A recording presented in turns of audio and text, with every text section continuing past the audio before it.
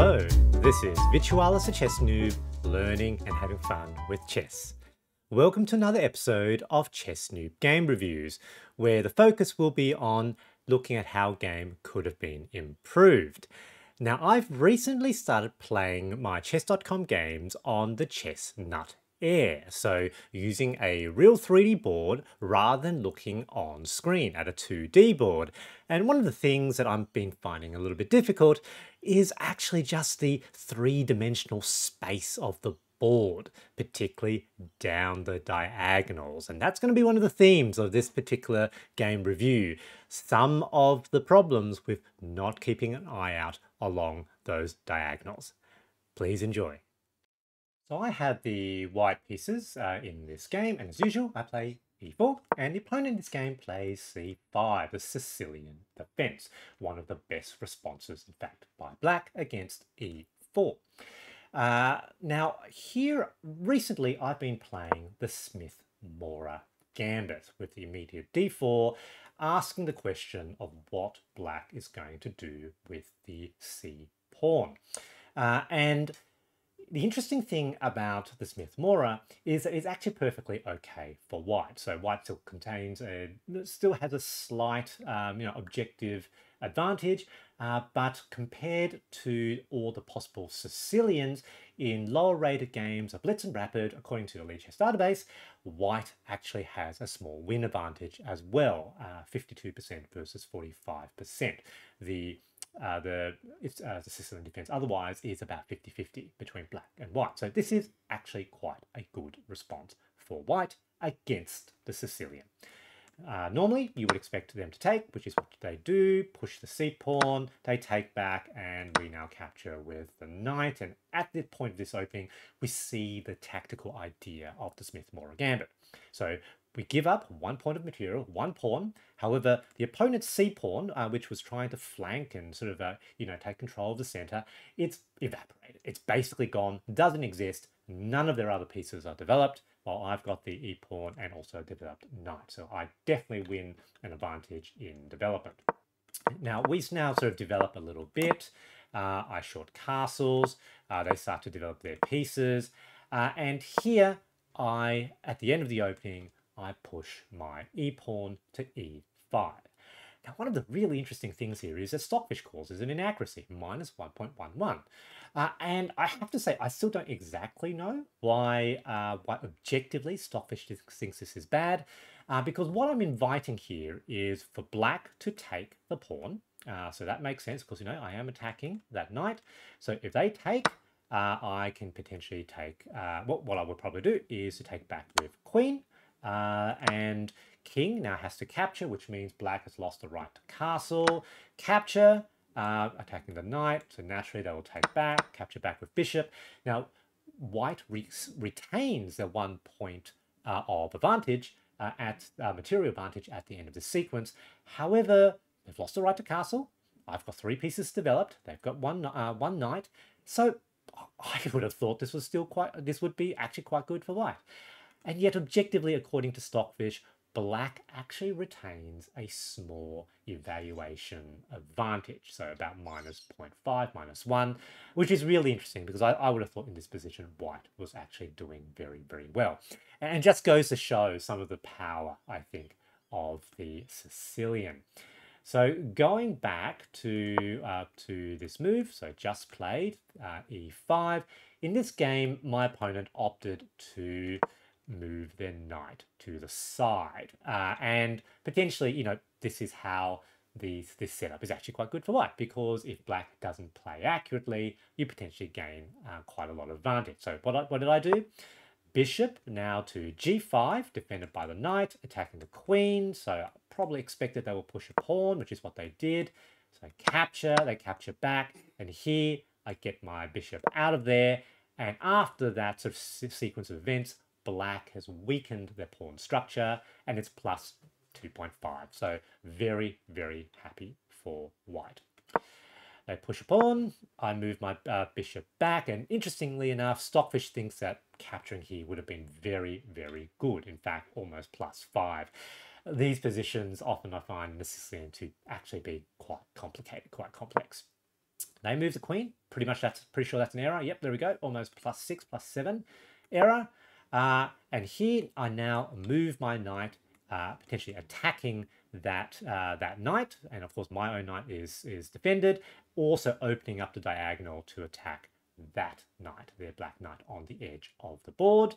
The opponent doesn't see that diagonal, opts to develop a bishop, and now captures with check. Happy days, almost +10, +9. Very, very good for white. They're forced to move the king, lose the right to castle. I thought a long time about placing my queen on the f7 square. However, I eventually chickened out. I was just worried about my queen getting potentially trapped, and so I decided to, given look, I'm up on pieces, I'm going to force trade. There's a force trade there, so I took, and look, it's not a bad decision. So you can see this was better, but +9, +7, 8, no, +8, it doesn't matter. You know, you're still completely winning, and I thought simplifying here might be good. So I bring my queen back now, potentially sort of looking at that attack. Yep, they defend, and potentially I thought maybe the queen could come here like that. Push a pawn.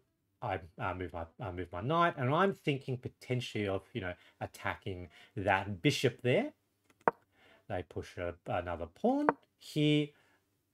Attack the rook. Rook has to move, so they do. I now move my bishop out of the way. They move a bishop, which is fine.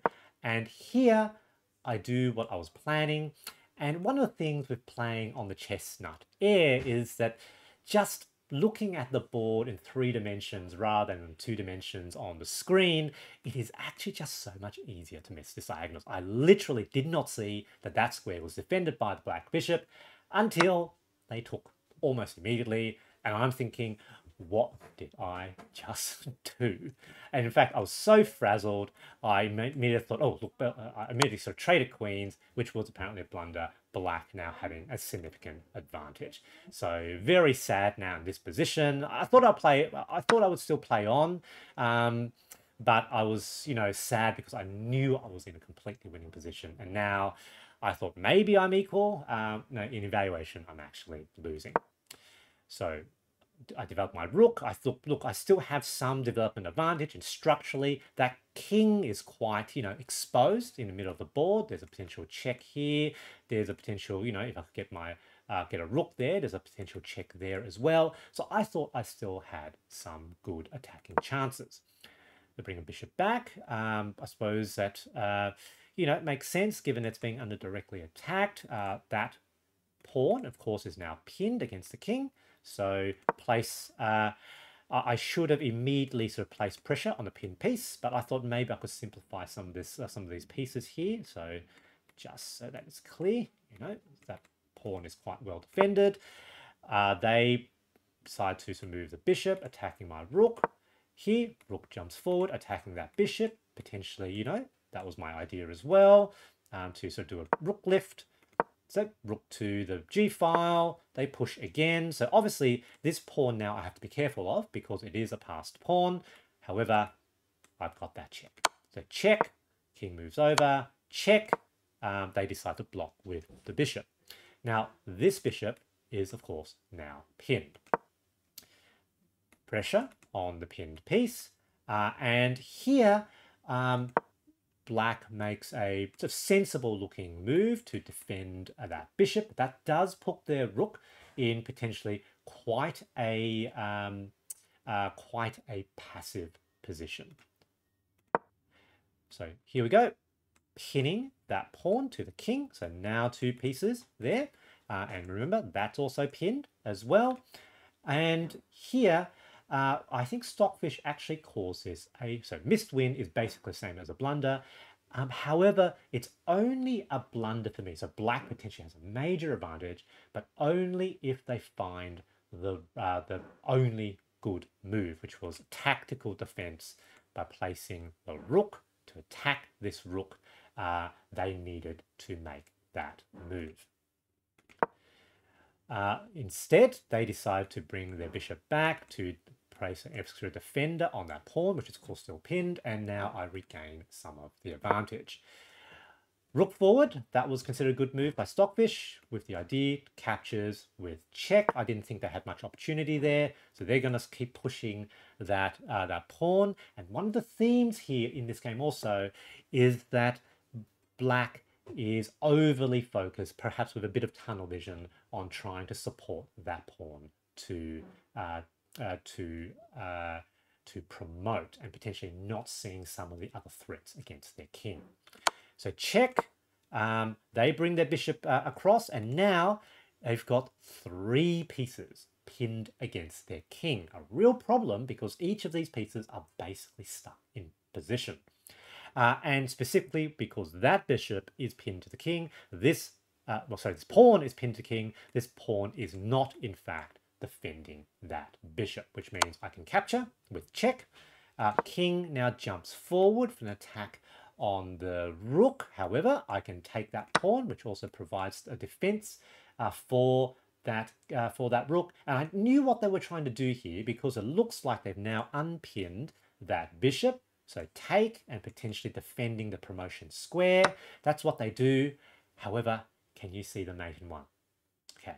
This rook basically defends that entire file. It's like the king is on the edge of the board and these pieces are doing nothing. This rook defends all these squares. The king is trapped. It has nowhere to move.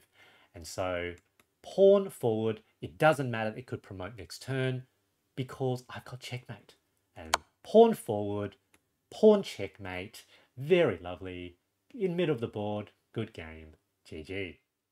The big takeaway from this game is you need to look down the diagonals of the diagonal moving pieces. I hope you enjoyed this video and thanks for watching.